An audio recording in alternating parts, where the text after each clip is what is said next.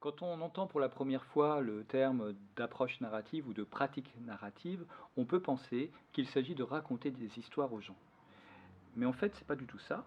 On va amener les gens à raconter des histoires par rapport à leur propre vie. On va apprendre à leur poser des questions, tout un tas de questions, qui vont amener les gens à faire des récits de leur vie qui soient basés sur leurs valeurs préférées, sur les bons moments qu'ils ont vécus, sur les personnes qui ont eu une influence positive dans leur vie.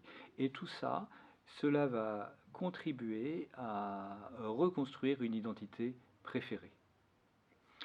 Parce que notre identité est narrative. Nous sommes les histoires que nous racontons ou qui sont racontées par d'autres sur notre propre vie. Parfois, ces histoires nous enferment dans la pathologie, mais elles peuvent aussi nous enfermer dans une identité plus valorisante qui va conduire à redonner de la beauté, de la valeur, de la dignité et de la poésie à notre vie.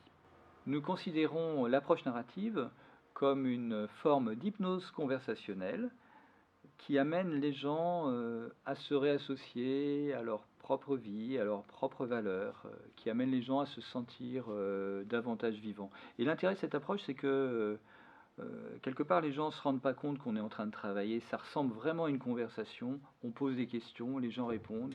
Et en répondant aux questions, ils s'intéressent à eux-mêmes et petit à petit, ils descendent dans leur corps et redeviennent plus vivants.